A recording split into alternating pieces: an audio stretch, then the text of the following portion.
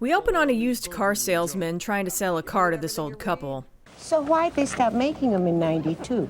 Why'd they stop making the Tucker, the Edsel, the DeLorean? I don't know about the other two, but the DeLorean was basically a really cool looking piece of tinfoil, that's why. I don't know shit about cars, and even I know why the DeLorean failed. Anyway, they ask about the trunk, and I think we know where this is going.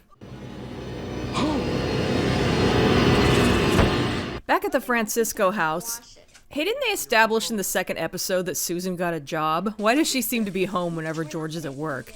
Maybe it's part-time.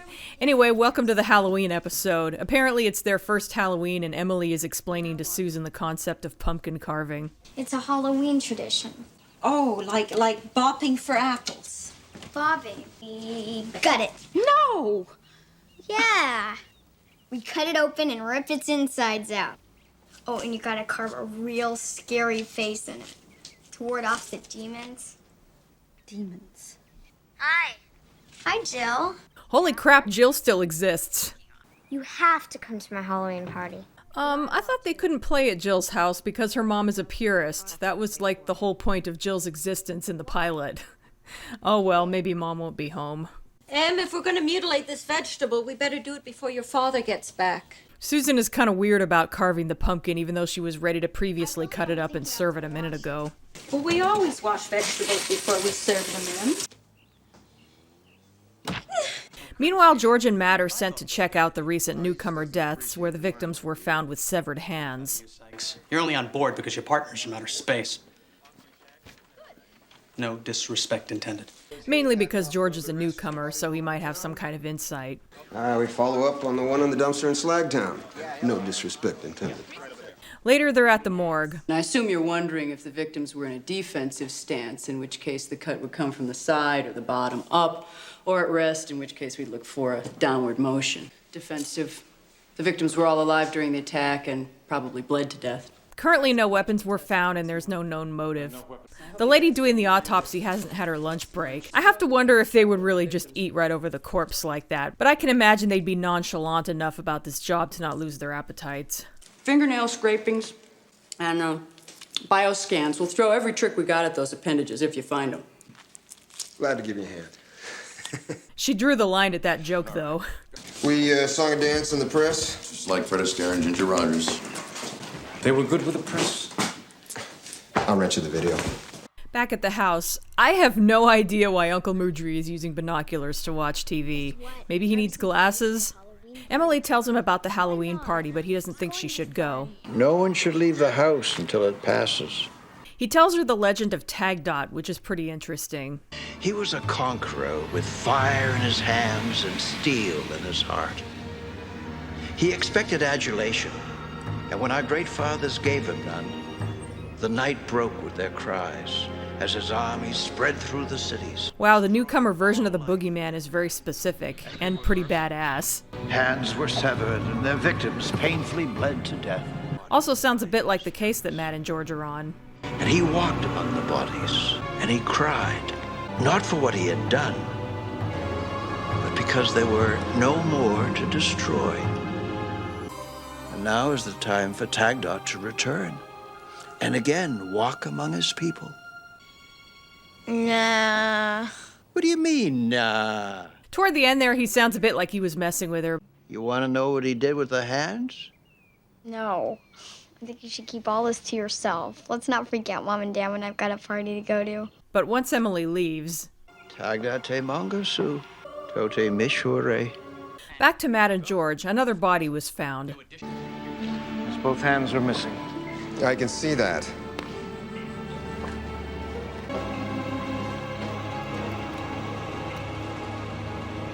Notice the water dripping from the overpass as if someone is shedding tears on the body. Later, Wow Burns is in this one too. Well, it could be a Halloween spook, huh? You believe in spook psychs? Only one, my ex-wife. Yeah, can I quote you on that? Anyway, Matt is looking for George, who apparently disappeared in this dark tunnel. Hey, Sarge! Don't get lost, huh? That guy's mocking him a little. Newcomers must find Matt hilarious. George? So he goes in there with just his gun and a book of matches. I'm getting Silent Hill flashbacks. Oh no, not little furry animals. Matthew! I think I found something. George, you almost found a bullet right between your spots. Anyway, due to the footprints, they think the killer is a newcomer. I don't know. I thought we humans cornered the market on psychotic behavior. Well, isn't it encouraging how well we are assimilating into your society? You're awfully smug, aren't you, George? Is there a reason Emily has her head in a bucket of water? Later that night, Susan tells George about the party Emily wants to go to, and Is that a problem? They go out after dark collecting candies. she's kind of iffy about it, partly due to Moodry's talk of Tagdot. That old myth. Susan, that is just make-believe. It is a story, like Krosny and Glebe. You don't believe in Glebe? What are they talking about? I need to know. Moodry comes in and... I don't think you need to terrorize this family with ghost stories about a madman who cuts up his own people. Suddenly, George is seeing the connection. Are they just stories, George? Cut to a flashback from the slave ship, which turns out to be Kathy having one hell of a nightmare. Now I have a gun if there's some psycho in there with you. It was, just a bad dream. Is that some guy behind this door making you say that?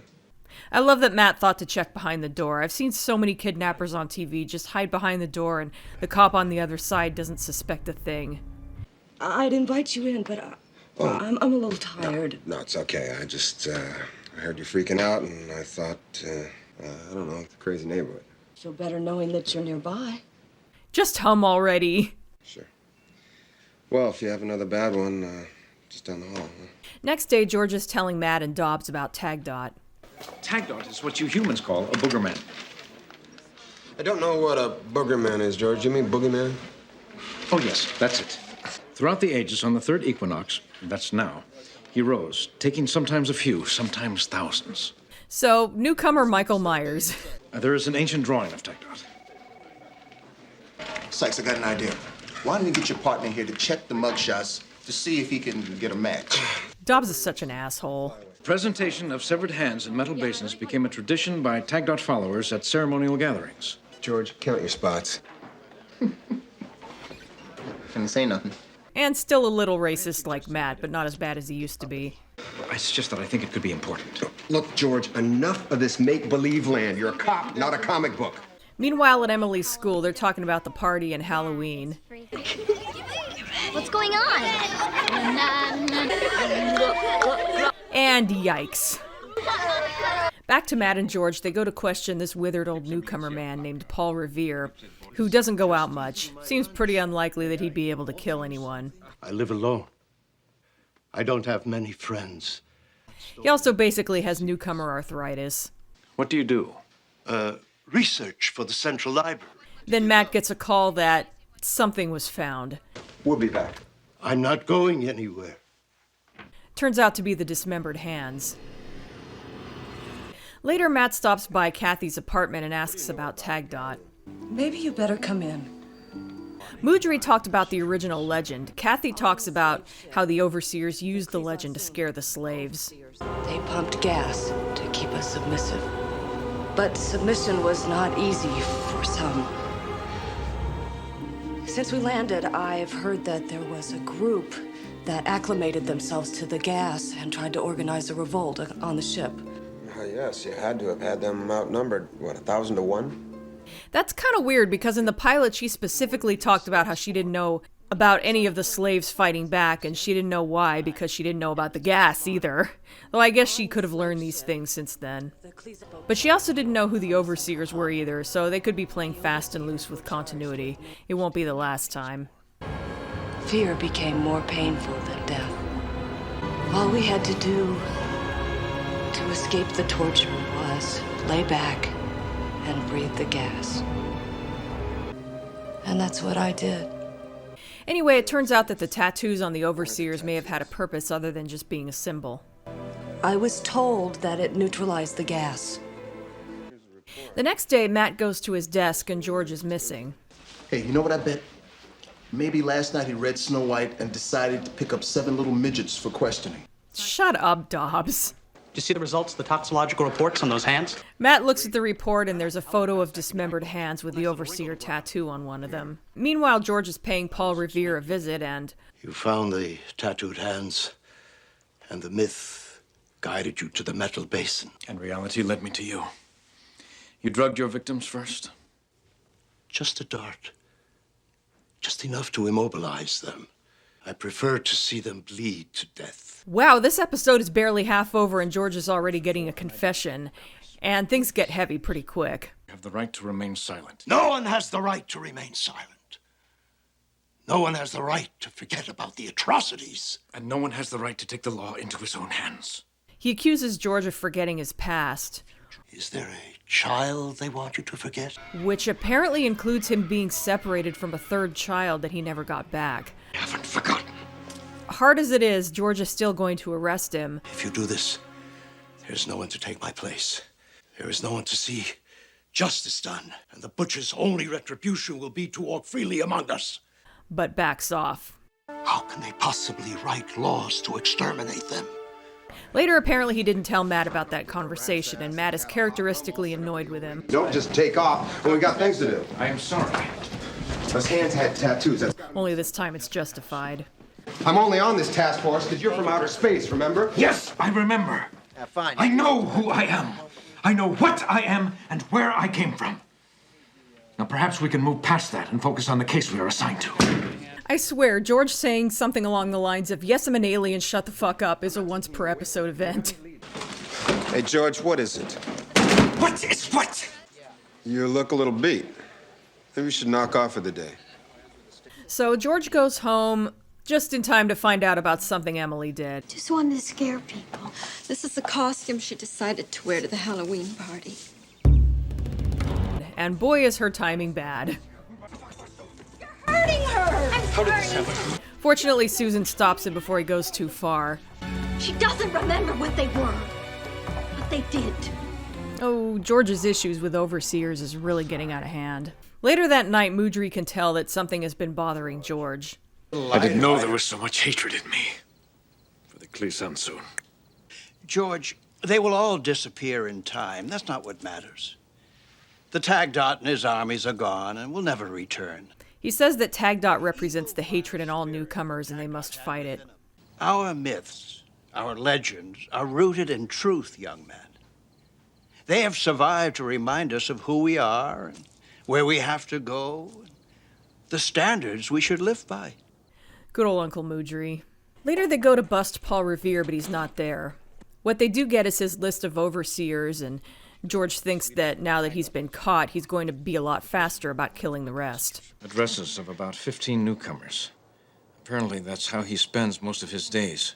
Researching, digging, confirming. So the plan is to round up everyone on that list except for two of them. Edward G. Robinson of 5th and Grand and John Paul Sartre here in Little Tinktum. That they're going to use as bait. After that conversation, George pulls Matt aside and confesses that he didn't arrest Paul Revere when he had the chance. And I owe you an apology. You're not a machine, George. You got a gut. Sometimes it kicks you into feeling things you're not sure about. Matt can be such a sweetheart. Anyway, Matt and George go to Jean-Paul Sartre's apartment. His wife doesn't get why George would want to protect him and refuses to give him any information. George makes a great speech here. I know what he is. I despise what he did to us on the ship, and forgiveness is impossible. But if you do not cooperate with us, I will arrest you for obstructing justice. I will throw you in a hole downtown and prosecute you as far as the law will allow me. So they end up at a theater that is showing an old western dubbed in Tanktonese. And it's amazing. Balcony. Matt catches Sartre as he's running away. Too bad there isn't a British person to say Paul Revere is coming. If you don't put the gun down, I will have to fire. He's Klisansu! Put the gun down! Anyway, there's a standoff between him and George where they debate the ethics of what Revere has been doing. What you're doing, it's wrong. Exterminating the exterminators. It has to be done. Not if it means becoming like them. Matt shows up, and now that Revere is outgunned, he gives up. And if I can't do my work, what good am I? No! Permanently. Funny little man, wasn't he? Of course, the overseer has to be an asshole about it, and George very nearly snaps. Yeah, well, I'll be downstairs code 4 in that backup. And I think Matt was going to leave so he could claim he didn't see what happened. It's all right, Matt.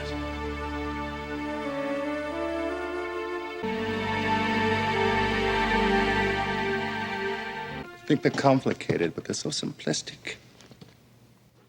He was about to blow your face off. You don't know those people? They were bred to lick our boots. This guy just never learns, does he? I guess I don't know him. But I know me.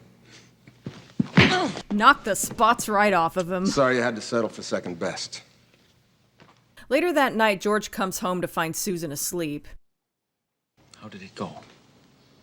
Great. And Emily had fun at her party. Kind of wish we could have seen that, but oh well. And she ate 3 pounds of candy, and she scared herself silly. And she went to bed with a stomachache. This Halloween is fun. Damn right it is. I'm only sad I'm making this video in June. Not too sure I understand this Halloween ritual. There's a knock at the door and... Trick or treat! It's some kid's amazing Tagdot costume. And George's reaction is gold. And so ends Night of the Screams.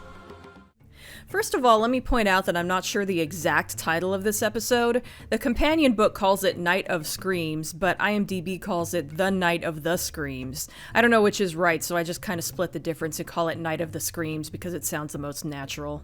This was a good one. In fact, in the companion book, the creators call it one of the best. I like that they made the Halloween episode extra dark and creepy. I also loved the legend of Tagdot and how they went the extra mile to visualize it. It was a pretty cool sequence. And there's definitely some poetic justice in how Paul Revere took back the legend of Tagdot to use against the overseers after they had used it against the slaves. Speaking of Paul Revere, he's basically the equivalent of a Nazi hunter, which is a great concept.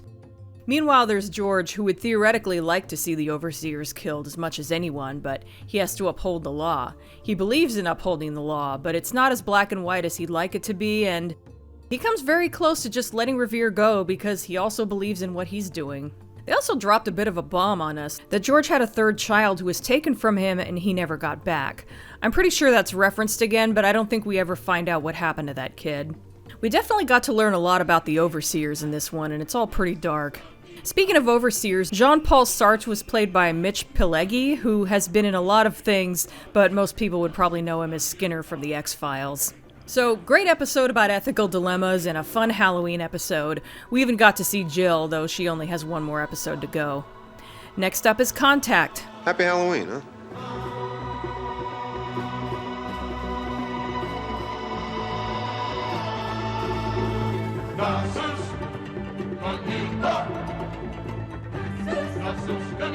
Hey, thanks so much for watching. Here's some other videos you might be interested in. And don't forget to like, comment, and subscribe. And if you want to further support my channel, there's also Patreon. I would like honey and sugar. And if there are any of those bug pellets left, I'll have 3. Just let them float on the top. You have to let them soften a bit first, and don't stir it. I'll enter the data. You get the coffee.